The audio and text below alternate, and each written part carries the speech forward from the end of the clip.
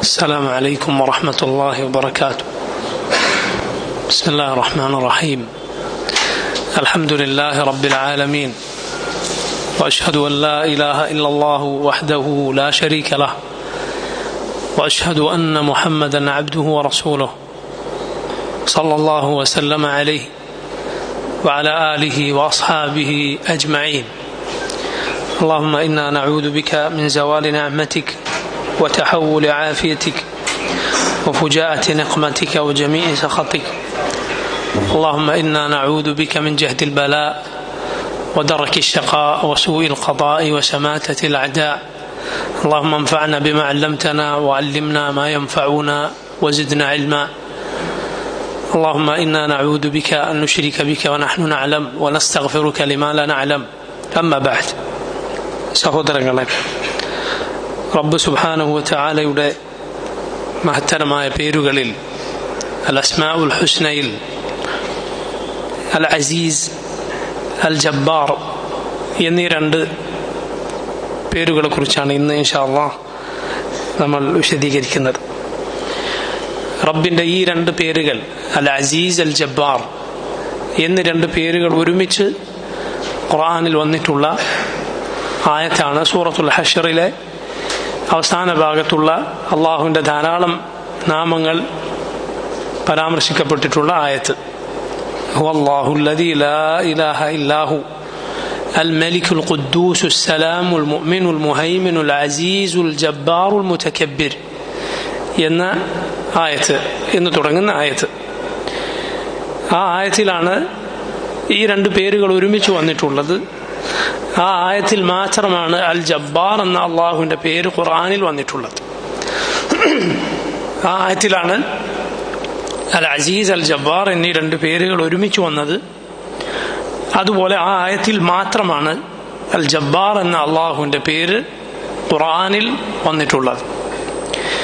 എന്നാൽ അൽ അസീസ് എന്ന റബ്ബിൻ്റെ പേര് പരിശുദ്ധ ഖുർആനിൽ ധാരാളം തവണ വന്ന പേരാണ്. ഏകദേശം 100-നോടടുപ്പിച്ച് തവണ അൽ അസീസ് എന്ന അള്ളാഹുവിൻ്റെ പേര് ഖുർആനിൽ പരാമർശിക്കപ്പെട്ടിട്ടുണ്ട്.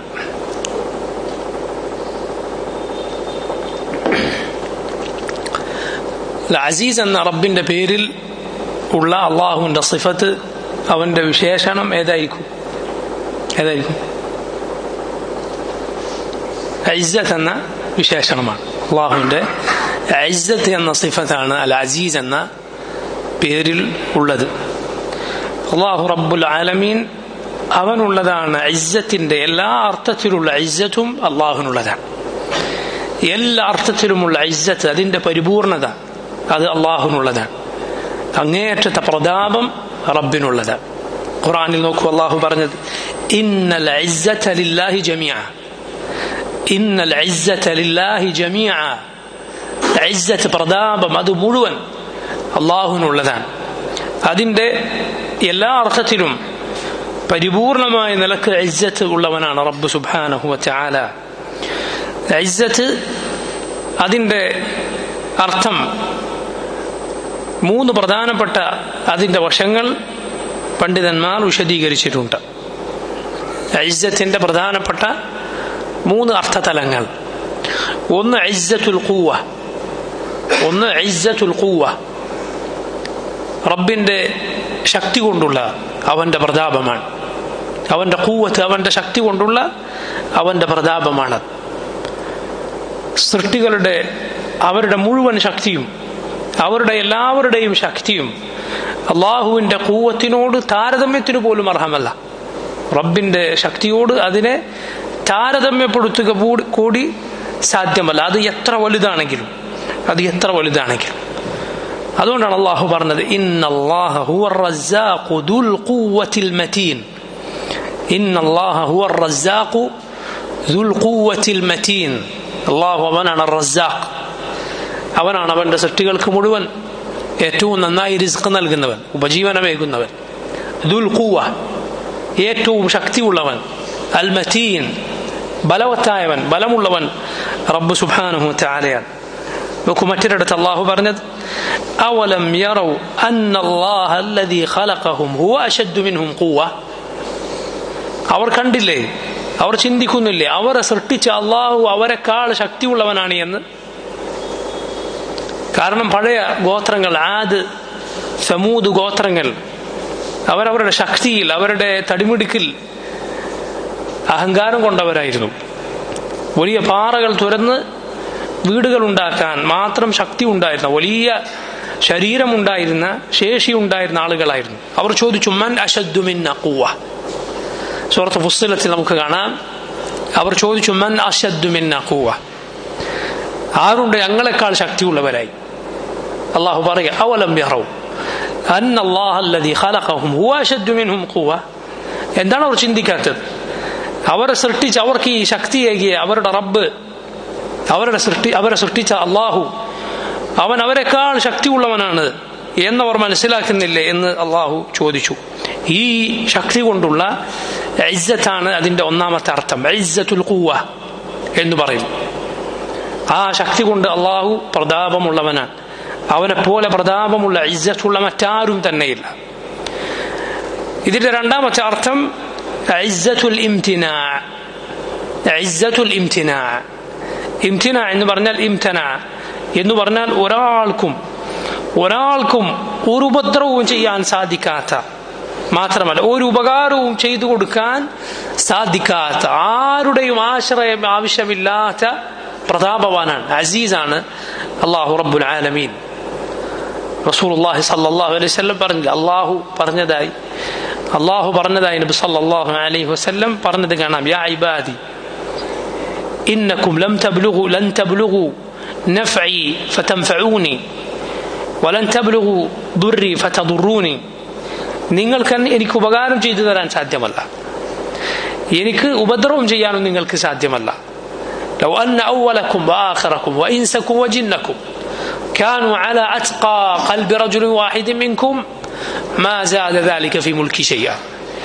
നിങ്ങളിൽ ആദ്യത്തെ ആളും അവസാനത്തെ ആളും, നിങ്ങളിലെ ജിന്നും ഇൻസും ഒക്കെ ഏറ്റവും തഖ്വയുള്ള ഹൃദയമുള്ള ആളുകളായാലും, എല്ലാവരുടെയും ഹൃദയം മുഹമ്മദ് റസൂലുള്ളാഹി സല്ലല്ലാഹു അലൈഹി വസല്ലമയുടെ ഹൃദയം പോലെ തഖ്വ നിറഞ്ഞ ഹൃദയമായാൽ പോലും മാ സാദ ദാലിക ഫി മുൽക്കി ഷൈഅ, എന്റെ മുൽക്കിൽ, എന്റെ അധികാരത്തിൽ അത് ഒന്നും കൂട്ടുകയില്ല, ഒന്നും കൂടാനില്ല. യാ ഇബാദി, ഓ എന്റെ അടിമകളെ, ലൗ അന്ന അവലക്കും വആഖിറക്കും വഇൻസക്കും വജിന്നക്കും കാനൂ അലാ അഫ്ജരി ഖൽബി റജുലിൻ വാഹിദിൻ മിൻകും മാ നഖസ ദാലിക മിൻ മുൽക്കി ഷൈഅ. ഓ എന്റെ അടിമകളെ, നിങ്ങളിൽ ആദ്യത്തെ ആളും അവസാനത്തെ ആളും, നിങ്ങളിലെ ജിന്നും ഇൻസും, ജിന്നുകളും മനുഷ്യരും ഒക്കെ ഏറ്റവും വൃത്തികെട്ട ഹൃദയത്തിന്റെ ഉടമകളായി തീർന്നാലും, എല്ലാവരുടെയും ഖൽബ് ഇബ്ലീസിന്റെ ഖൽബ് പോലെ എന്ന് സങ്കല്പിക്കുക. മാ നഖസ ദാലിക മിൻ മുൽക്കി ഷൈഅ, എന്റെ മുൽക്കിൽ നിന്ന് ഒന്നും കുറയാനില്ല. അല്ലാഹു റബ്ബുൽ ആലമീൻ നന്മകൾ കൽപ്പിച്ചത്, അവനെ ആരാധിക്കാൻ കൽപ്പിച്ചത് അവൻ അടിമകൾ കൊണ്ട് ആവശ്യമുള്ളത് കൊണ്ടല്ല, മറിച്ച് അതിന്റെ ഉപകാരം അടിമകൾക്ക് തന്നെയാണ്. അതിന്റെ ഉപകാരം അടിമകൾക്ക് തന്നെയാണ്. അവരോട് തിന്മ ചെയ്യരുത് എന്ന് കൽപ്പിച്ചത് അവർ തിന്മ ചെയ്താൽ അള്ളാഹുവിന്റെ മുൽക്കിന് എന്തെങ്കിലും സംഭവിക്കുമെന്നത് കൊണ്ടല്ല, മറിച്ച് അതിന്റെ ദൂഷ്യം അവർക്ക് തന്നെയാണ്. അള്ളാഹു അത് ഇഷ്ടപ്പെടുന്നുമില്ല. അള്ളാഹു തിന്മകൾ, വൃത്തികേടുകൾ അവൻ ഇഷ്ടപ്പെടുന്നില്ല, നല്ലത് അവൻ ഇഷ്ടപ്പെടുന്നു. ഇങ്ങനെ ഒരാൾക്കും ഒരു ഉപദ്രവവും ചെയ്യാൻ സാധിക്കാത്ത റബ്ബാൻ. അവനാണ് ഉപദ്രവങ്ങളും ഉപകാരങ്ങളും നിശ്ചയിക്കുന്നത്. അവനാണ്. ഉപകാരോപദ്രവങ്ങൾ അള്ളാഹുവിന്റെ കയ്യിലാണ്. ഉപകാരോപദ്രവങ്ങൾ അള്ളാഹു സുബ്ഹാനഹു വ തആലയുടെ കയ്യിലാണ്. അവൻ ഉദ്ദേശിച്ചതല്ലാതെ സംഭവിക്കുകയില്ല. ഒരാൾക്കും അവനെ പരാജയപ്പെടുത്താൻ സാധ്യമല്ല. സകല ന്യൂനതകളിൽ നിന്നും അവൻ മുക്തനാണ്. ഒരു ന്യൂനതയും അവന് യോജിക്കുകയില്ല. ഒരു പങ്കാളിയെയോ ഒരു സന്താനത്തെയോ ഒരു സമന്മാരിൽ ആരെയെങ്കിലുമോ അവൻ സ്വീകരിച്ചിട്ടില്ല. അത് അവന്റെ ഇജ്ജത്തിന് യോജിക്കുകയില്ല.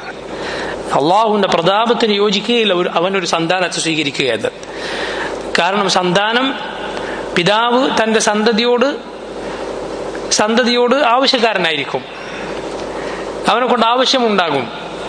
അതുപോലെ സന്താനം പിതാവിനോട് സദൃശ്യനായിരിക്കും. അള്ളാഹുവിന് എങ്ങനെ അതുണ്ടാകും? ഒരിക്കലുമല്ല.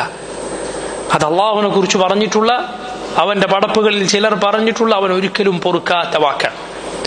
ആകാശഭൂമികൾക്ക് സഹിക്കാൻ സാധിക്കാത്ത വാക്കാണ്. അള്ളാഹു പറഞ്ഞില്ല തകാദു السماوات يتفطرن منه وتنشق الأرض وتخر الجبال هدا أن دعوا للرحمن ولدا. റഹ്മാനായ അള്ളാഹുവിന് അവർ ഒരു സന്താനമുണ്ടെന്ന് വാദിച്ചിരിക്കുന്നു. അത് കാരണത്താൽ ആകാശങ്ങൾ പൊട്ടിപ്പിളരുമാറാകുന്നു, ഭൂമി കൊണ്ട് കീറുമാറാകുന്നു, പർവ്വതങ്ങൾ പൊടിഞ്ഞ് തകർന്നു പോകുമാറാകുന്നു. അവർ അള്ളാഹുവിന് സന്താനമുണ്ട് എന്ന് വാദിച്ചതിനാൽ ശിർക്ക് എന്നത്, അള്ളാഹുവിൽ പങ്കു ചേർക്കപ്പെടുക എന്നത് ആകാശഭൂമികൾക്ക് സഹിക്കാൻ സാധിക്കാത്തതാണ്. റബ്ബ് അവന്റെ ഈ നമ്മൾ കാണുന്ന ഈ നിശ്ചലമായ അവന്റെ സൃഷ്ടികൾക്ക് സഹിക്കാൻ സാധിക്കാത്തതാണ് അള്ളാഹുവിൽ പങ്കു ചേർക്കപ്പെടുക എന്നത്. കാരണം അതിനേക്കാൾ വലിയ അക്രമം മറ്റൊന്നില്ല. അങ്ങനെയുള്ള സന്താനത്തെയോ പങ്കാളിയെയോ സ്വീകരിക്കുക എന്നതിൽ നിന്ന് അവൻ പരിശുദ്ധനാണ്. കാരണം അവന്റെ ഇസ്സത്തിന്, അവന്റെ പ്രതാപത്തിന് അത് യോജിക്കുകയില്ല. നോക്കൂ, അള്ളാഹു പറഞ്ഞത് സുബ്ഹാന റബ്ബിക റബ്ബിൽ ഇസ്സതി അമ്മാ യസിഫൂൻ വസലാമുൻ അലൽ മുർസലീൻ വൽഹംദുലില്ലാഹി റബ്ബിൽ ആലമീൻ. സുബ്ഹാന റബ്ബിക്, നിന്റെ റബ്ബ് എത്ര പരിശുദ്ധനാണ്. റബ്ബിൽ ഇസ്സ, ഇസ്സത്തിന്റെ റബ്ബ്. അമ്മാ യസിഫൂൻ, അവരവനെ കുറിച്ച് പറഞ്ഞുണ്ടാക്കുന്നതിൽ നിന്ന് അവൻ എത്രയോ പരിശുദ്ധനാണ്. വസലാമുൻ അലൽ മുർസലീൻ, അള്ളാഹുവിന്റെ റസൂലുകൾക്കുമേൽ സലാം, അവർക്കാണ് സുരക്ഷിതത്വമുള്ളത്. അവർ അള്ളാഹുവിനെ കുറിച്ച് പറഞ്ഞ വാക്കെന്തോ അതാണ് സുരക്ഷിതമായ ശരിയായ വാക്ക്. എന്നാൽ നബിമാരുടെ മാർഗം സ്വീകരിക്കാത്തവർ, നബിമാരുടേതല്ലാത്ത മാർഗം സ്വീകരിച്ചവർ അള്ളാഹുവിനെ കുറിച്ച് പറഞ്ഞ വാക്ക് എന്തുണ്ടോ അതിൽ നിന്ന് അവൻ പരിശുദ്ധനാണ്. സുബ്ഹാന റബ്ബിക റബ്ബിൽ ഇസ്സതി അമ്മാ യസിഫൂൻ വസലാമുൻ അലൽ മുർസലീൻ. രണ്ടും ഒരുമിച്ച് പറഞ്ഞത് അതുകൊണ്ടാണ്. വൽഹംദുലില്ലാഹി റബ്ബിൽ ആലമീൻ, റബ്ബുൽ ആലമീനായ സർവ്വലോകങ്ങളുടെ റബ്ബായ അള്ളാഹുനാകുന്ന എല്ലാ സ്തുതിയും, സ്തുതിക്കപ്പെടേണ്ടുന്ന പ്രശംസകളുടെ എല്ലാ വിശേഷണങ്ങളും അതിന്റെ പരിപൂർണമായ അർത്ഥത്തിലുള്ളവനാണ് അള്ളാഹു. നോക്കൂ, അള്ളാഹുവിനില്ലാത്ത പടപ്പുകൾ അവന്റെ മേൽ കെട്ടിപ്പറഞ്ഞുണ്ടാക്കിയ മോശമായ സിഫത്തുകളിൽ നിന്ന് അള്ളാഹു അവനെ പരിശുദ്ധപ്പെടുത്തി. എന്നിട്ട് നബിമാരെ അവൻ പ്രശംസിച്ചു. എന്തുകൊണ്ടാണ്? അവരുടെ വാക്ക് സുരക്ഷിതമായ ശരിയായ വാക്കാണ്. അവർ അള്ളാഹുവിനെ കുറിച്ച് പറഞ്ഞത് ശരി മാത്രമാണ്. അള്ളാഹുവിനെ കുറിച്ച് ഇല്ലാത്തത് പറഞ്ഞത് നിഷേധിക്കുക മാത്രം ചെയ്താൽ പോരാ. അള്ളാഹുവിനെ കുറിച്ച് ഇല്ലാത്തത് ആരെങ്കിലും പറഞ്ഞാൽ അതിനെ നിഷേധിക്കുക മാത്രം ചെയ്താൽ മതിയോ? പോരാ. അള്ളാഹുവിനുള്ള ഏറ്റവും വിശിഷ്ടമായ വിശേഷണങ്ങളുണ്ട്, അതവനുണ്ടെന്ന് പറയണം. അള്ളാഹു അവനെ കുറിച്ച് പറഞ്ഞ അവന്റെ മഹത്തരമായ വിശേഷണങ്ങൾ അത് സ്ഥാപിക്കുക കൂടെ വേണം. എങ്കിലാണ് ഹംദ്, അവിടെയാണ് ഹംദ് വരുന്നത്. വൽഹംദുലില്ലാഹി റബ്ബിൽ ആലമീൻ. അതുകൊണ്ടാണ് നമ്മുടെ ദിക്റുകളിൽ പലപ്പോഴും നമ്മൾ തസ്ബീഹും ഹംദും ഒരുമിച്ച് പറയുന്നത്. സുബ്ഹാനല്ലാഹ് പറഞ്ഞാൽ ആ സന്ദർഭത്തിൽ അൽഹംദുലില്ലാഹ് എന്ന് പൊതുവെ വരുന്നത് അതുകൊണ്ടാണ്. സുബ്ഹാനല്ലാഹി വബിഹംദിഹി ശ്രേഷ്ഠമായ ദിക്റാണല്ലോ. ഒരാൾ 100 തവണ പറഞ്ഞാൽ അവന്റെ പാപങ്ങൾ കടലിൽ നുരയോളം ഉണ്ടെങ്കിലും പൊറുക്കപ്പെടുമെന്ന് റസൂലുള്ളാഹി സ്വല്ലല്ലാഹു അലൈഹി വസല്ലം പറഞ്ഞ വാക്കാണ് സുബ്ഹാനല്ലാഹി വബിഹംദിഹി. അല്ലാഹുവിനെ കുറിച്ചുള്ള തസ്ബീഹും ഹംദുമാണ് അവിടെ വരുന്നത്. സുബ്ഹാനല്ലാഹി വബിഹംദിഹി സുബ്ഹാനല്ലാഹിൽ അദീം. എന്താണ് അതിനെക്കുറിച്ച് റസൂലുള്ളാഹി സ്വല്ലല്ലാഹു അലൈഹി വസല്ലം പറഞ്ഞത്? കലിമതാനി ഖഫീഫതാനി അലൽ ലിസാൻ തഖീലതാനി ഫിൽ മീസാൻ ഹബീബതാനി ഇലർ റഹ്മാൻ. രണ്ട് വാക്കുകൾ, രണ്ട് വാക്യങ്ങൾ, അത് ഖഫീഫതാനി അലൽ ലിസാൻ, പറയാൻ നാവിന് വളരെ എളുപ്പമാണ്. എന്നാൽ സഖീലതാനി ഫിൽ മീസാൻ, നാളെ പരലോകത്ത് തുലാസിൽ അതീവ ഭാരമുള്ളതാണ്. നിന്റെ അമലുകൾ, സൽപ്രവർത്തനങ്ങൾ നാളെ പരലോകത്ത് തൂക്കി നോക്കുമ്പോൾ അതിൽ ഏറെ ഭാരമുണ്ടാകും ഈ വാക്കിന്. ഹബീബതാനി ഇലർ റഹ്മാൻ, റഹ്മാനായ അള്ളാഹുവിന് ഏറെ പ്രിയങ്കരമാണ്. സുബ്ഹാനല്ലാഹി വബിഹംദിഹി സുബ്ഹാനല്ലാഹിൽ അദീം ഈ വാക്ക്. അതുപോലെ ഹംദിനെ കുറിച്ച് എന്താണ് നബി സല്ലല്ലാഹു അലൈഹി വസല്ലം പറഞ്ഞത്? അൽഹംദുലില്ലാഹ് തംലഉൽ മീസാൻ, അൽഹംദുലില്ലാഹ് തംലഉൽ മീസാൻ. അൽഹംദുലില്ലാഹ് എന്ന വാക്ക് തുലാസ് നിറക്കുന്ന വാക്കാണ്. ഒരു വാക്ക് അൽഹംദുലില്ലാഹ് എന്ന് അള്ളാഹുവിനെ സ്തുതിച്ചുകൊണ്ട് മനസ്സറിഞ്ഞ് നീ പറയുന്നത്. അത് പറയാൻ പിശുക്ക് കാണിക്കരുത്. അൽഹംദുലില്ലാഹ് എന്ന വാക്ക് അള്ളാഹു തൃപ്തിപ്പെടുന്ന വാക്കാണ്, അള്ളാഹു തൃപ്തിപ്പെടുന്ന വാക്കാണ്. കാരണം അതാണ് റബ്ബിനോട് നമുക്ക് സാധിക്കുക. അള്ളാഹുവിനെ കുറിച്ച് എന്ത്, അവനുള്ള അനുഗ്രഹങ്ങൾക്ക് എന്ത് നന്ദി നാം കാണിച്ചാലും അത് മതിയാവുകയില്ല.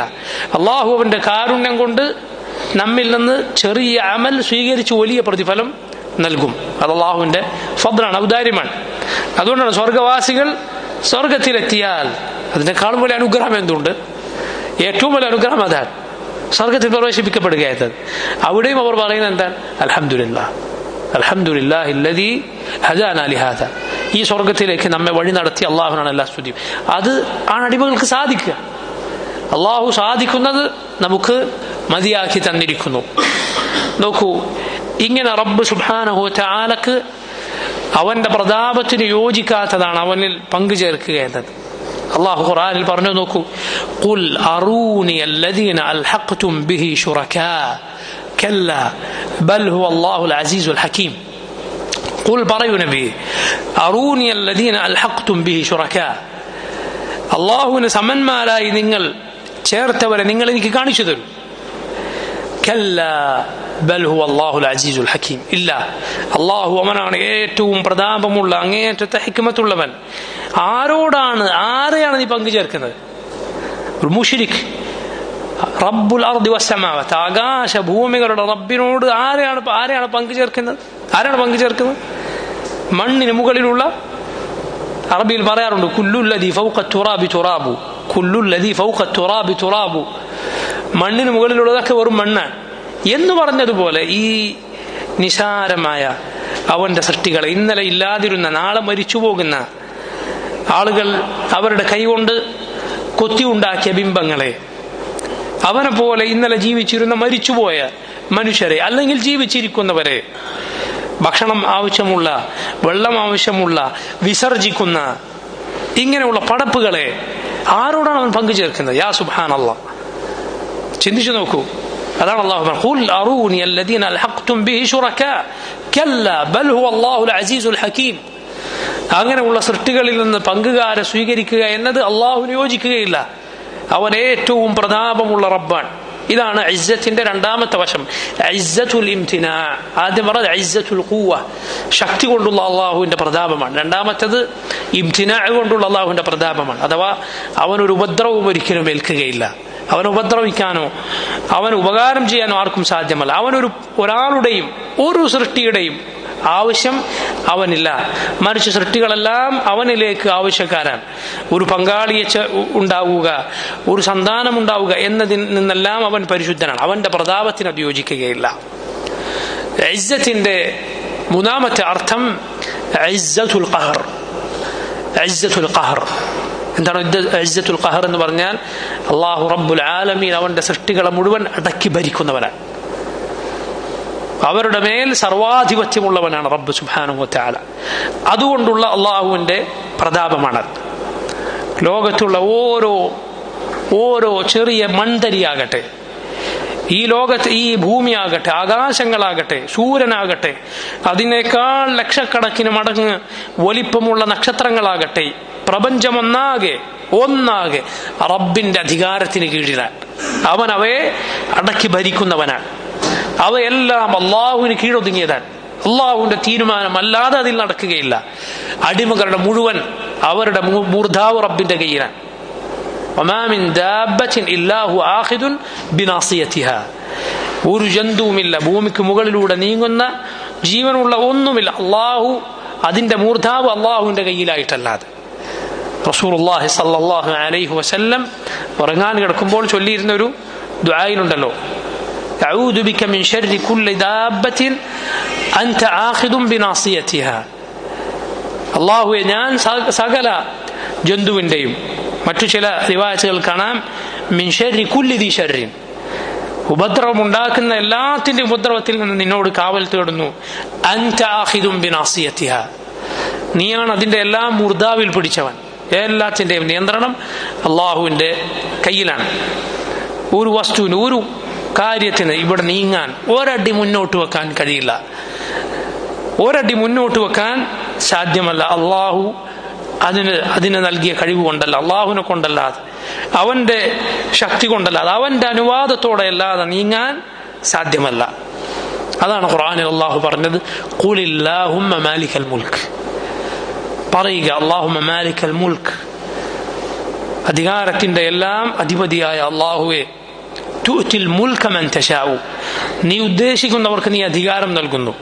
വതൻസിഉൽ മുൽക മിമ്മൻ തശാ, നീ ഉദ്ദേശിക്കുന്നവരിൽ നിന്ന് നീ അധികാരം ഊരിയെടുക്കുന്നു, അതെടുത്തു നീക്കുന്നു. വതുഇസ്സു മൻ തശാ, നീ ഉദ്ദേശിക്കുന്നവർക്ക് നീ ഇസ്സത്ത് നൽകുന്നു, പ്രതാപം നൽകുന്നു. വതുദില്ലു മൻ തശാ, നീ ഉദ്ദേശിക്കുന്നവർക്ക് നീ നിന്ദത നൽകുന്നു. ബിയദിക്കൽ ഖൈർ, എല്ലാ നന്മയും നിന്റെ കയ്യിലാണ്. ഇന്നക അലാ കുല്ലി ഷൈഇൻ ഖദീർ, നീ എല്ലാ കാര്യത്തിനും കഴിവുള്ളവനാണ്. അതാണ് നോക്കൂ, ഈ ഇസ്സത്ത് റബ്ബ് സുബ്ഹാനഹു വ തആലയുടെ അവന്റെ ഇസ്സത്ത് മനസ്സിലാക്കിയ ഒരു മുഅ്മിൻ അവൻ താണുകേണ് നിൽക്കുക റബ്ബിന്റെ മുന്നിൽ മാത്രമാണ്. അള്ളാഹുവിന്റെ മുന്നിലല്ലാതെ ഒരു അടിമ ദില്ലത്തിൽ, അവന്റെ യഥാർത്ഥ അടിമ ദില്ലത്തിലാവുകയില്ല. അവൻ താണുകേണ് നിൽക്കുകയില്ല, അവനിലേക്കല്ലാതെ അഭയം തേടുകയില്ല. അതുപോലെ വളരെ പ്രധാനപ്പെട്ട മറ്റൊരു കാര്യമാണ് ഇസ്സത്ത്, പ്രതാപം. ഒരു മുഅ്മിൻ അള്ളാഹുവിൽ നിന്നല്ലാതെ തേടുകയില്ല, അള്ളാഹുവിനോടല്ലാതെ തേടുകയില്ല. അവൻ അനുസരിച്ചാൽ അല്ലാതെ ഇസ്സത്ത് ലഭിക്കില്ല. അള്ളാഹു പറഞ്ഞു നോക്കൂ നിങ്ങൾ, മൻ കാന യുരീദുൽ ഇസ്സ, ആരെങ്കിലും അന്തസ് പ്രതാപം ഉദ്ദേശിക്കുന്നുണ്ടോ, ഫലില്ലാഹിൽ ഇസ്സത്തു ജമീഅ, ഇസ്സത്ത് പ്രതാപം മുഴുവൻ അള്ളാഹുവിൻ്റെതാണ്. അതുകൊണ്ട് നോക്കൂ, ഇത് ഒരടിമ അവന്റെ ജീവിതത്തിൽ എത്രത്തോളം സാക്ഷാത്കരിക്കുന്നോ അത്രത്തോളം അവന്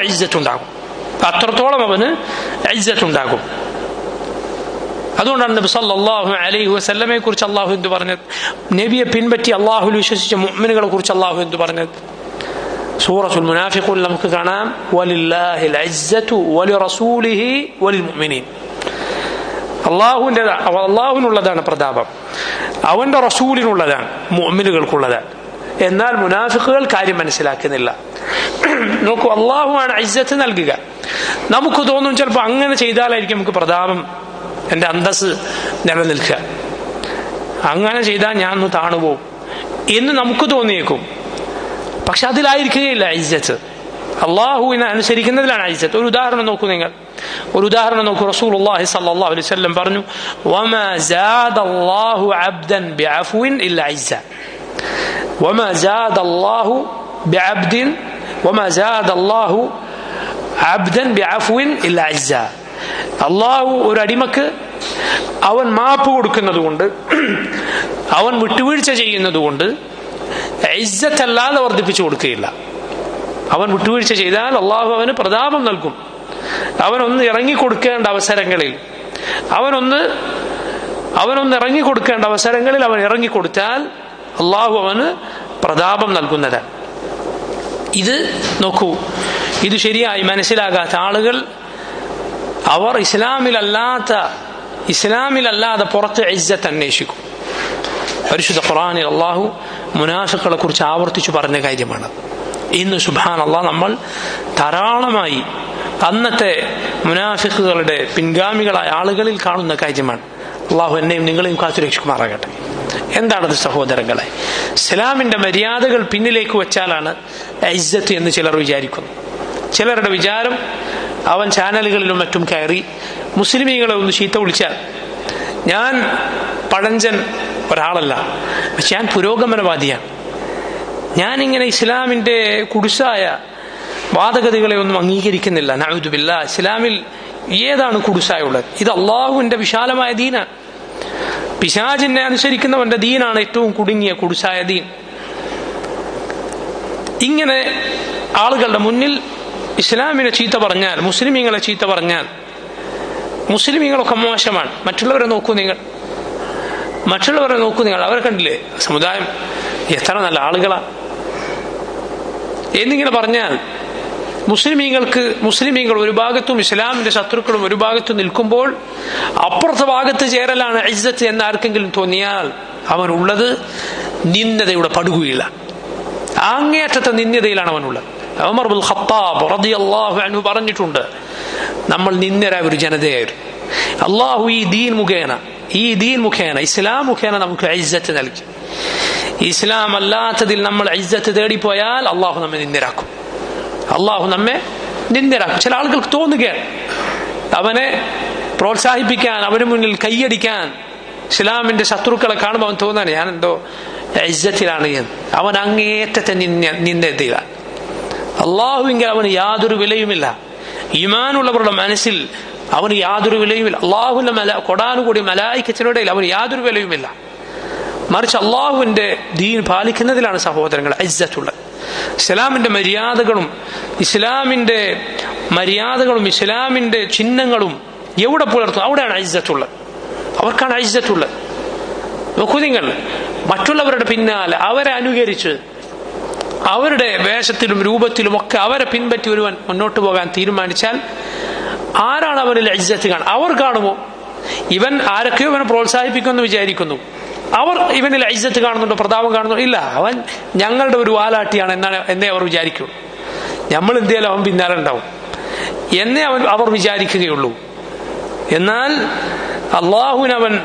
അള്ളാഹുവിന്റെ ദീൻ അവൻ പാലിച്ചാൽ, മുഹമ്മദുർ റസൂലുള്ളാഹി സ്വല്ലല്ലാഹു അലൈഹി വസല്ലമയെ അവൻ പിൻപറ്റിയാൽ അവൻ ഏറ്റവും വലിയ ഇജ്ജത്തിലാണ്, അന്തസ്സിലാണുള്ളത്. മുനാഫിഖുകൾ നോക്കൂ നിങ്ങൾ. പഴയ കാലത്തെ മുനാഫിഖുകൾ എന്താണ് ചെയ്തത്? അവരെന്താണ്? സൂറത്തു അൽ ബഖറയിൽ നമുക്ക് കാണാം തുടക്കത്തിൽ, وإذا قيل لهم لا تفسدوا في الأرض قالوا إنما نحن مصلحون. നിങ്ങൾ കുഴപ്പമുണ്ടാക്കരുത് എന്ന് പറഞ്ഞാൽ അവർ പറയും ഞങ്ങൾ രഞ്ജിപ്പുണ്ടാക്കുന്നവരാണ്, നമ്മൾ മുസ്ലിമീങ്ങളെയും കുഫാറുകളെയും തമ്മിൽ യോജിപ്പിക്കുന്നവരാണ്. അലാ ഇന്നഹും ഹുമുൽ മുഫ്സിദൂൻ. അള്ളാഹു പറഞ്ഞെന്താണ്? അവരാണ് ഏറ്റവും വലിയ കുഴപ്പമുണ്ടാക്കുന്നവർ. എന്നാൽ അവർ തിരിച്ചറിയുന്നില്ല. കുഫറും ഇസ്ലാമും ഒന്നാവുകയില്ല. എങ്ങനെയാണ് ഷിർക്കും ഇസ്ലാമും ഒന്നാവുക? അള്ളാഹുവിനെ മാത്രം ആരാധിക്കുക എന്ന് പറയുന്നതും അള്ളാഹു അല്ലാത്തവർ ആരാധിക്കുക എന്ന് പറയും എങ്ങനെ രണ്ടും ഒന്നാവും? പരലോകമില്ലെന്ന് പറയുന്നത് അതുണ്ടെന്ന് പറയും എങ്ങനെ ഒന്നാകും? അള്ളാഹുവിന് കോപമുള്ള പ്രവൃത്തി ഒരുവൻ ചെയ്യുന്നത്, അള്ളാഹുവിന് തൃപ്തിയുള്ള പ്രവൃത്തി ഒരുവൻ ചെയ്യുന്നത് എങ്ങനെ ഒന്നാകും? ഒരിക്കലും ഒന്നാവുകയില്ല. അതുകൊണ്ട് ഇസ്ലാമിലാണ് ഇസ്സത്തുള്ളത്. അള്ളാഹു അത് മനസ്സിലാക്കാൻ, ഇസ്ലാം മുഖേന ഇസ്സത്ത് ലഭിക്കാൻ എനിക്കും നിങ്ങൾക്ക് തൗഫീഖ് ചെയ്യുമാറാകട്ടെ.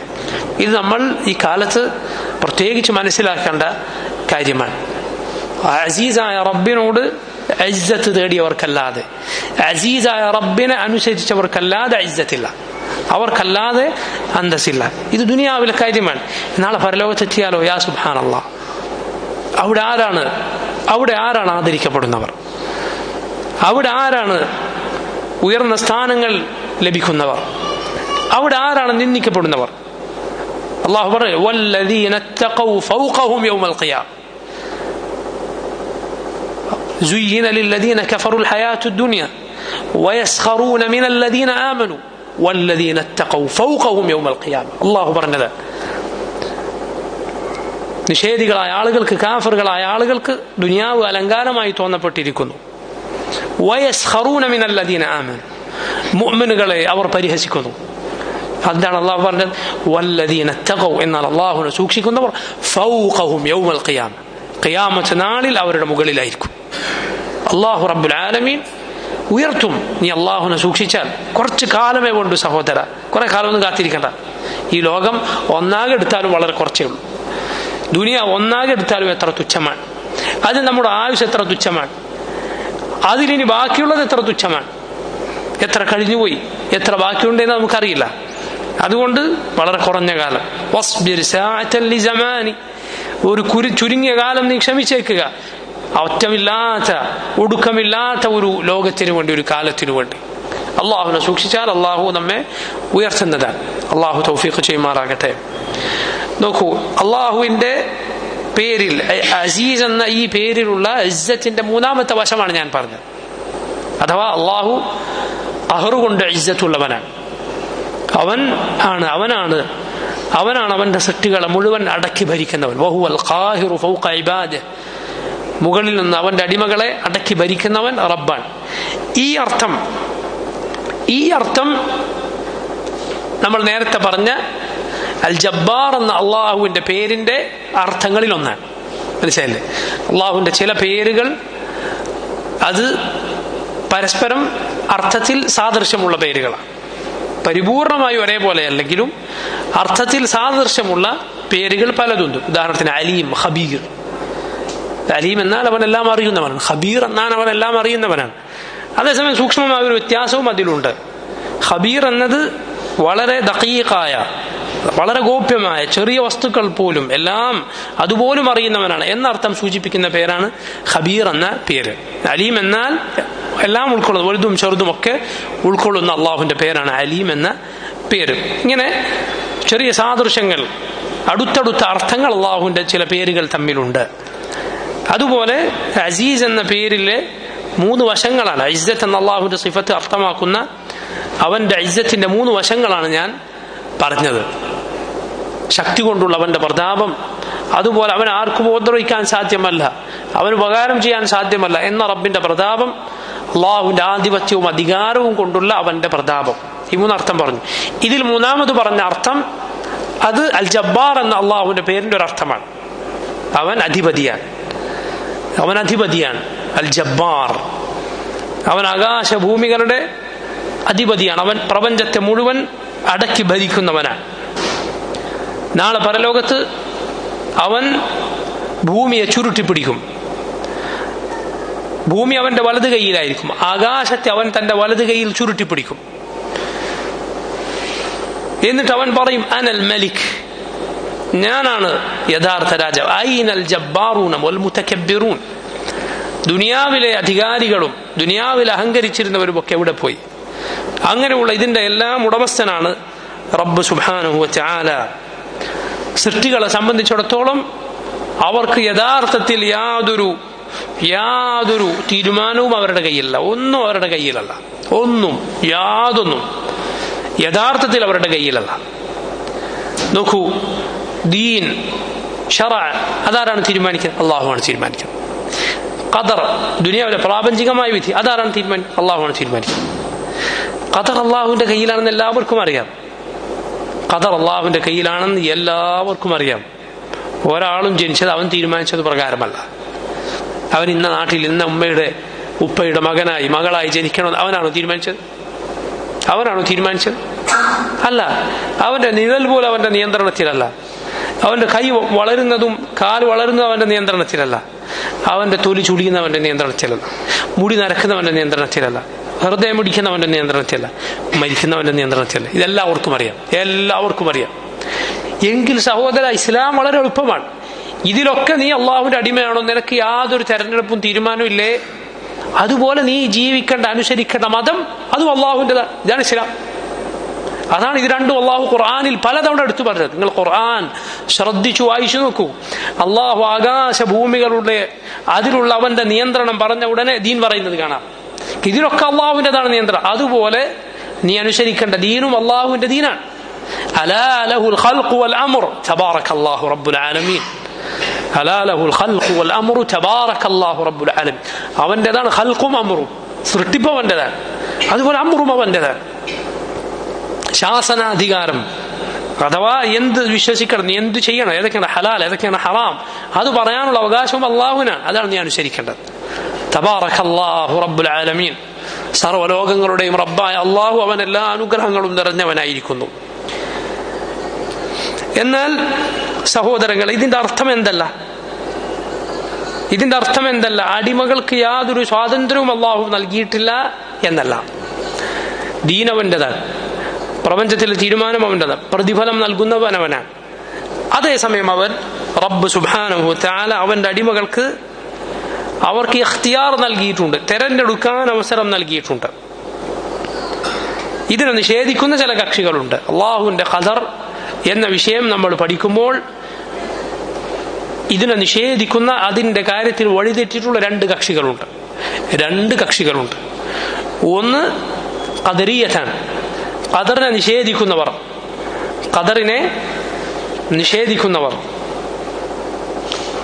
മുൻഗാമികളിൽപ്പെട്ട പണ്ഡിതന്മാരിൽ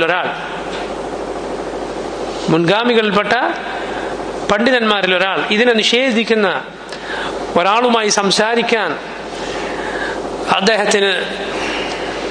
അദ്ദേഹം അങ്ങനെ സംസാരിക്കേണ്ട ഒരു അവസരം വന്നു.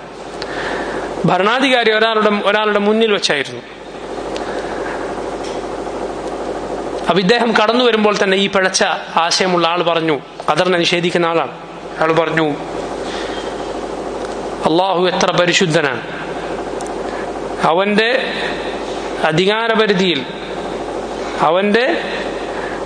അധികാരപരിധിയിൽ തിന്മകൾ സംഭവിക്കാൻ, തിന്മകൾ വിധിക്കാത്ത അള്ളാഹു എത്ര പരിശുദ്ധനാണ് എന്ന് പറഞ്ഞാൽ, അള്ളാഹിന്റെ ഖദറിൽ വിശ്വസിക്കുന്ന ഈ പണ്ഡിതനെ ഒന്ന് അദ്ദേഹത്തിനെതിരെ എയ്ത ഒരു ഒളിയമ്പായിരുന്നത്. അതായത് ഖദർ നിഷേധിക്കുന്ന വാദിക്കുന്നവൻ എന്താണ്, ഈ തിന്മകളൊക്കെ അള്ളാഹു നിശ്ചയിച്ചതാണ് എന്ന് പറഞ്ഞാൽ അത് അള്ളാഹുവിനെ കുറിച്ചുള്ള ദുരാരോപണമാണെന്നാണ് അവന്റെ വിചാരം. അതുകൊണ്ട് നമ്മൾ അള്ളാഹുവിനെ പരിശുദ്ധപ്പെടുത്തുന്നവരാണ് എന്ന അർത്ഥത്തിലാണ് ഈ പറഞ്ഞത്. നിങ്ങളാകട്ടെ ഈ തിന്മകളൊക്കെ അള്ളാഹു തീരുമാനിച്ചത് പ്രകാരമാണ് എന്ന് പറയുന്നവരാണ്. അപ്പൊ അദ്ദേഹം പറഞ്ഞു, തന്റെ അധികാരത്തിൽ, തന്റെ മുൽക്കിൽ താൻ അറിയാതെ ഒന്നും നടക്കാത്ത, ഒന്നും സംഭവിപ്പിക്കാത്തവനായ അള്ളാഹു പരിശുദ്ധൻ. കാരണം ഇവന്റെ വാദപ്രകാരം ഇതൊക്കെ അള്ളാഹു അറിയാതെ സംഭവിച്ചതാണെന്ന് പറയേണ്ടി വരും. ഇതൊക്കെ അള്ളാഹു അറിയാതെ സംഭവിച്ചതാണെന്ന് പറയേണ്ടി വരും. അല്ല, ഒരിക്കലുമല്ല. മറിച്ച് അത് അള്ളാഹുവിന്റെ ഖദറിനാൽ സംഭവിച്ചതാണ്. അതിനു പിന്നെ അള്ളാഹുവിന്റെ ഹിക്മത്തുണ്ട്, അവന്റെ യുക്തിയുണ്ട്.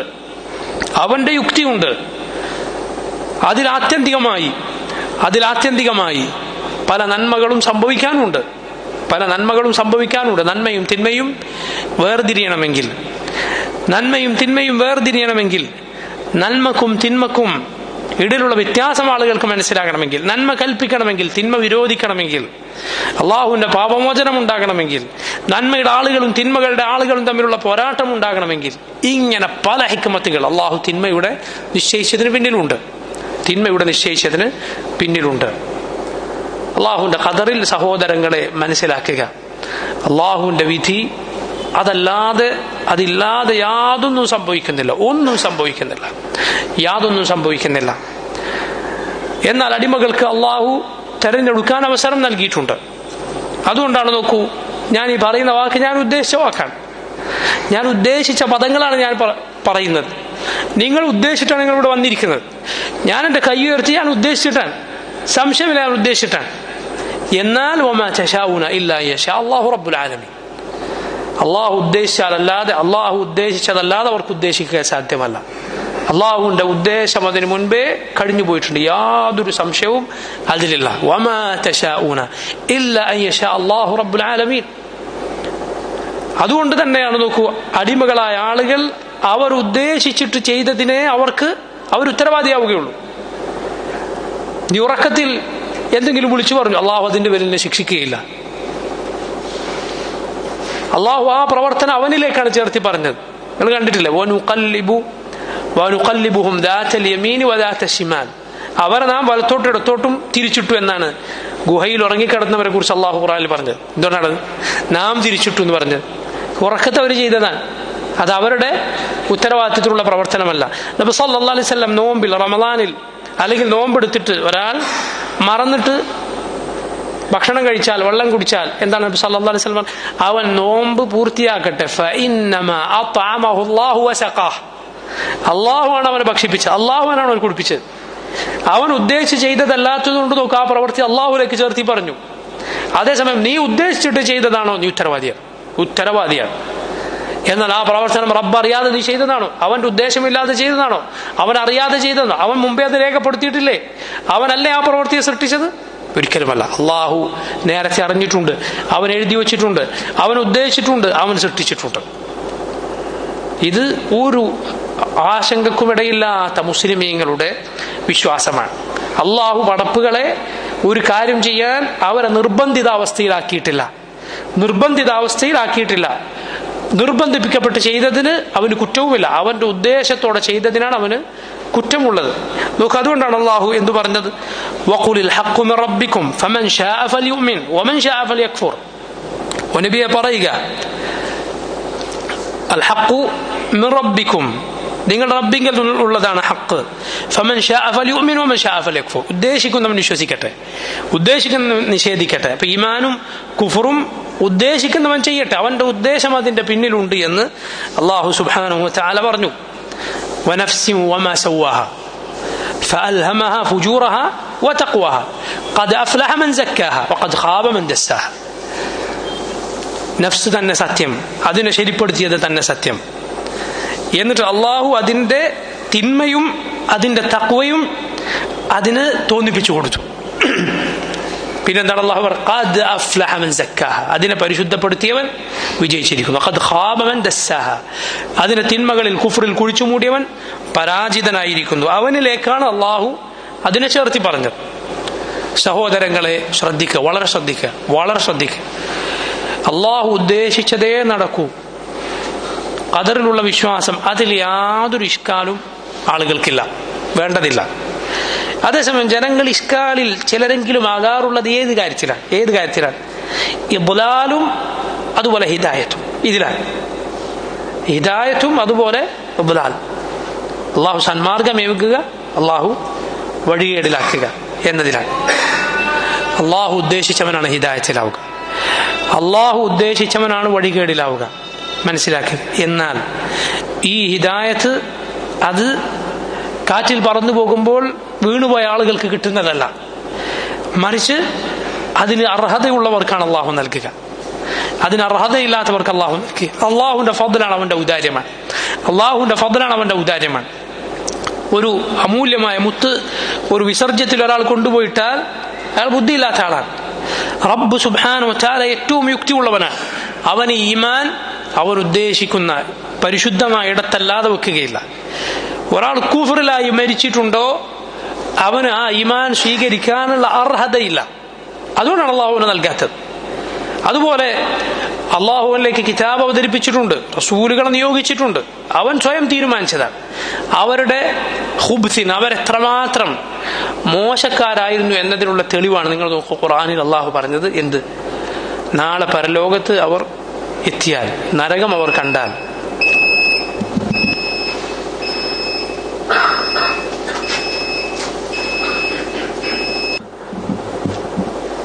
ദലാലത്തിലായി, വഴികേടിലായി, കുഫറിലായി മരിച്ചവർ, അവരുടെ മ്ലേച്ഛത എത്ര വലുതാണ് എന്നതിന് അത് മനസ്സിലാക്കാൻ പറ്റുന്ന തെളിവാണ് ഖുർആനിൽ അള്ളാഹു പറഞ്ഞത്. കുഫാറുകളായ ആളുകൾ നാളെ പരലോകത്ത് നരകാഗ്നിയിൽ അകപ്പെട്ടാൽ, അല്ലെങ്കിൽ നരകം കണ്ടാൽ, അള്ളാഹു പറയുകയാണ് വലൗ റുദ്ദു ലആദൂ ലിമാ നുഹൂ അൻ. എന്നിട്ട് അവർ അള്ളാഹു ദുനിയാവിൽ മടക്കിയിരുന്നുവെങ്കിൽ അവർ പഴയ അവസ്ഥയിലേക്ക് തിരിച്ചു പോകുമായിരുന്നു. സംഭവിക്കാത്തൊരു കാര്യമാണ്, പക്ഷെ അത് സംഭവിച്ചിരുന്നുവെങ്കിൽ എങ്ങനെ ആകുമായിരുന്നു എന്നറിയുള്ളവനാണ് റബ്ബ്. സംഭവിക്കാത്ത കാര്യം സംഭവിച്ചിരുന്നുവെങ്കിൽ അതെങ്ങനെയാണ് സംഭവിക്കുക എന്നറിയുന്നവനാണ് റബ്ബ്. അള്ളാഹുവിന്റെ അറിവിൽപ്പെട്ടതാണ്. അബൂലഹബോ, അബൂജഹലോ, ഫിറഔനോ, ഹാമാനോ ഒക്കെ നിങ്ങൾ ആലോചിച്ച് നോക്കുക. നരകം അവർ കണ്ടു, നരകം അനുഭവിച്ചു, എന്നിട്ട് ദുനിയാവിൽ അവരെ മടക്കി, ദുനിയാവിൽ അവരെ തിരിച്ചയച്ചു. എന്താണ് അവർ ചെയ്യുക? അള്ളാഹു പറയുകയാണ്, സത്യം മാത്രം പറയുന്ന റബ്ബ് അവരെന്താണ് ചെയ്യുക? പഴയ അവസ്ഥ എന്താണോ അതുപോലെ. യാ സുബ്ഹാനല്ലാഹ്, ഇതിനേക്കാൾ വലിയ മ്ലേച്ഛത മറ്റെന്തുണ്ട്? എങ്ങനെയാണ് അവർക്ക് ഹിദായത്ത് യോജിക്കുക? എങ്ങനെയാണ് അവർക്ക് ഹിദായത്ത് യോജിക്കുക? ഹിദായത്ത് യോജിക്കുകയില്ല. അള്ളാഹു അത് യോജിച്ചവർക്കാണ് നൽകുക. ഇനി സഹോദരങ്ങളും ചിന്തിക്കുക, അള്ളാഹു ഈ ദുനിയാവിലേക്ക് നമ്മെ അയക്കാതെ, ഒരു മനുഷ്യനെ അള്ളാഹു ദുനിയാവിലേക്ക് അയക്കാതെ റബ്ബ് സുബ്ഹാനഹു വ തആല അവരെ നരകത്തിയിൽ സൃഷ്ടിച്ച് നരകത്തിലാക്കി കൂട്ടുക. സൃഷ്ടിച്ച് നരകത്തിലാക്കാൻ അള്ളാഹു തീരുമാനിച്ചാൽ, അള്ളാഹു ഉദ്ദേശിച്ചിരുന്നുവെങ്കിൽ അവനത് സാധിക്കുമായിരുന്നു. ദുനിയാവിലെ പരീക്ഷണം നിശ്ചയിക്കാതെ, ദുനിയാവിലെ ജീവിതം നൽകാതെ നേരെ നരകത്തിലേക്ക് സൃഷ്ടിക്കാൻ അള്ളാഹുവിന് സാധിക്കുകയില്ലേ? ആർക്കവനെ തടയാൻ സാധിക്കും? അള്ളാഹു ഉദ്ദേശിച്ചിരുന്നെങ്കിൽ അവന് സാധിക്കും. അവനത് ചെയ്തിട്ടില്ല. റബ്ബ് സുബ്ഹാനഹു തആല അവൻ ചെയ്തിട്ടില്ല. അവൻ കിതാബ് അവതരിപ്പിക്കുകയും റസൂലുകളെ നിയോഗിക്കുകയും അവനിലേക്ക് ക്ഷണിക്കുകയും 2 വഴികൾ കാണിച്ചു കൊടുക്കുകയും ചെയ്തിട്ടല്ലാതെ, എന്നിട്ട് കുഫറായി മരിച്ചവനെ അല്ലാതെ അള്ളാഹു ശിക്ഷിക്കുകയില്ല. ഇനി നിങ്ങൾ മനസ്സിലാക്കുക, സ്വർഗം എന്നത് അള്ളാഹുവിന്റെ ഫദ്ലാണ്, ഹിദായത്ത് എന്നത് അള്ളാഹുവിന്റെ ഔദാര്യമാണ്. എന്നാൽ ഒരുവനെ ദലാലത്തിലാക്കുക, വഴികേടിലാക്കുക, നരകത്തിലാക്കുക അള്ളാഹുവിന്റെ നീതിയാണ്. അവനോട് അള്ളാഹു അനീതി ചെയ്തിട്ടില്ല. ഔദാര്യം തരാത്തതിന് ആരെയും കുറ്റപ്പെടുത്താൻ അവകാശമില്ല. അർഹതപ്പെട്ടു ഒരാൾ കൊടുക്കാൻ അയാൾ ബാധ്യതപ്പെട്ടു കൊടുത്തില്ലെങ്കിൽ കുറ്റക്കാരനാണ്, തെറ്റുകാരനാണ്. എന്നാൽ അള്ളാഹുവിന് ആരോടും ബാധ്യതയില്ല. അവൻ കൊടുക്കുന്നത് ഒന്നുകിൽ ഔദാര്യമാണ്, അല്ലെങ്കിൽ നീതിയാണ്. ഇതാണ് സഹോദരങ്ങളെ ഖദറിലുള്ള വിശ്വാസം. വളരെ ചുരുങ്ങിയ നിലക്ക് നമ്മുടെ വിഷയം അതല്ലാത്തതുകൊണ്ട് ചില ഭാഗങ്ങൾ ഞാൻ പറഞ്ഞു എന്ന് മാത്രം. ഇതിനപ്പുറത്ത് ഖദറിൽ അള്ളാഹു നമ്മിൽ നിന്ന് മറച്ചു വെച്ച ഒരു വിജ്ഞാനമുണ്ട്. മനസ്സിലല്ലേ? അള്ളാഹുവിന്റെ ഖദറിനെ കുറിച്ച് അള്ളാഹു നമുക്ക് അറിയിച്ചു തന്ന വിജ്ഞാനമുണ്ട്, അള്ളാഹു മറച്ചു വെച്ചിട്ടുള്ള വിജ്ഞാനമുണ്ട്. അതേക്കുറിച്ച് പൈശാചിക ചിന്തകൾ വന്നാൽ നബി സല്ലല്ലാഹു അലൈഹി വസല്ലം പറഞ്ഞിട്ടുണ്ട്, ഇദാ ദുകിറൽ ഖദറു ഫഅംസികൂ. ഖദർ പരാമർശിക്കപ്പെട്ടാൽ നിങ്ങൾ അവിടെ നിർത്തുക. അതെവിടെയാണ്? അള്ളാഹു പറഞ്ഞു തരാത്ത ഭാഗമുണ്ട്, അതിൽ സംശയമില്ല. സലഫുകൾ മുൻഗാമികൾ പറഞ്ഞതാണ് അൽ ഖദറു സിറുല്ലാഹ്, ഖദർ എന്നത് അള്ളാഹുവിന്റെ സിറാണ്, അവൻ രഹസ്യമാക്കി വെച്ച കാര്യമാണ്. നമുക്ക് അറിയിച്ചു തന്ന കാര്യങ്ങൾ ഇത് വിശ്വസിക്കുക. അള്ളാഹു അനീതി ചെയ്യുക. നാം അടിമകളാണ്, റബ്ബുകളല്ല. അള്ളാഹുവാണ് റബ്ബ്, അവനാണ് യജമാനൻ. അതുകൊണ്ട് അഹ്ലുസുന്നത്തിന്റെ വിശ്വാസത്തിൽപ്പെട്ടതാണ് അൽ ജബ്ബാർ എന്ന പേര് പറയുമ്പോൾ ചില ആളുകൾ ജബർ വിചാരിക്കാറുണ്ട്. എന്താണ് ജബർ എന്ന് പറഞ്ഞാൽ? ജബരിയാക്കളുടെ വാദമാണ്. അഥവാ പടപ്പുകൾക്ക് യാതൊരു സ്വാതന്ത്ര്യമില്ല എന്ന് പറയുന്നത് അല്ല. അള്ളാഹു അവർക്ക് അമൽ ചെയ്യാൻ സ്വാതന്ത്ര്യം നൽകിയിട്ടുണ്ട്, ഉദ്ദേശം അവർക്ക് നൽകിയിട്ടുണ്ട്. അവർ ഉദ്ദേശിച്ചാണ് അവർ പ്രവർത്തിക്കുക. ഉദ്ദേശിച്ച് പ്രവർത്തിച്ചതിനാണ് അവർ ഉത്തരവാദികളാവുക. മനസ്സിലായില്ലേ? അത് ഖദറിലെ പ്രധാനപ്പെട്ട ഒരു വിശ്വാസമാണ്. അപ്പൊ നോക്കൂ, അൽ ജബ്ബാർ എന്ന അള്ളാഹുവിന്റെ പേരിന്റെ ഒരു അർത്ഥം അള്ളാഹു റബ്ബുൽ ആലമീൻ, അവൻ എല്ലാത്തിനെയും അടക്കി ഭരിക്കുന്നവനാണ് എന്ന അർത്ഥമാണ്. രണ്ടാമത്തെ അർത്ഥം അല്ലദീ യജ്ബുറുൽ കസീർ, അള്ളാഹു റബ്ബുൽ ആലമീൻ അവൻ കുറവുകളെ, അവൻ പോരായ്മകളെ നികത്തി തരുന്ന ജബ്ബാറാണ്. ജബ്ബറിന് അങ്ങനെ ഒരു അർത്ഥമുണ്ട്. ജാബിർ എന്ന വാക്ക് കേട്ടിട്ടില്ലേ? കുറവുകൾ നികത്തി കൊടുക്കുന്ന, ന്യൂനതകൾ പരിഹരിച്ചു കൊടുക്കുന്ന ആളെന്നാണ് അതിന്റെ അർത്ഥം. അതിന്റെ ഏറ്റവും ഫആൽ എന്ന വസ്നിൽ വരുന്ന, അഥവാ ഏറ്റവും നന്നായി കുറവുകൾ പോരായ്മകൾ നികത്തി കൊടുക്കുന്ന ജബ്ബാറാണ് അല്ലാഹു സുബ്ഹാനഹു വ തആല. അവനാണ് രോഗികൾക്ക് ശിഫ നൽകുന്നവൻ. അവനാണ് ആപത്തുകൾ ബാധിച്ചവർക്ക് ക്ഷമിക്കാൻ തൗഫീഖ് ചെയ്യുന്നത്. പിന്നീട് സൗഖ്യം നൽകുന്നത് അല്ലാഹുവാണ്. പിന്നീട് വലിയ പ്രതിഫലം നൽകുന്നത് റബ്ബ് സുബ്ഹാനഹു വ തആലയാണ്. അതുകൂടാതെ അള്ളാഹു അവനിൽ വിശ്വസിച്ച, അവനെ സ്നേഹിക്കുന്ന, അവനിൽ പ്രതീക്ഷ അർപ്പിച്ച, അവനെ ഭയപ്പെടുന്ന അടിമകളുടെ ഹൃദയങ്ങളെ, അതിനെ കുറവുകൾ അള്ളാഹു നികത്തി കൊടുക്കും. അള്ളാഹു അവർക്ക് അവനെ കുറിച്ചുള്ള വിജ്ഞാനം നൽകും. അവർക്ക് അറിവില്ലായിരുന്നു, അള്ളാഹു അവരെ പഠിപ്പിക്കും. അവർക്ക് സന്മാർഗം അറിയില്ലായിരുന്നു, അള്ളാഹു അവർക്ക് സന്മാർഗം നൽകും. അള്ളാഹുവിന്റെ ജബറാണ്. അതാണ് നമ്മൾ നിസ്കാരത്തിൽ തേടുന്നത്. അല്ലാഹുമ്മ ജ്ബുർനി വജ്ബുർനി എന്ന് തേടുന്നില്ലേ നമ്മൾ? എന്താണ് അതിന്റെ അർത്ഥം? അള്ളാഹു എന്റെ കുറവുകൾ, പോരായ്മകൾ നീ നികത്തി തരണമേ എന്ന്. പോരായ്മകൾ, കുറവുകൾ അത് നികത്തി തരണേ എന്നാണ് അതിന്റെ അർത്ഥം. അങ്ങനെയുള്ള ജബ്ബാറാണ് അള്ളാഹു.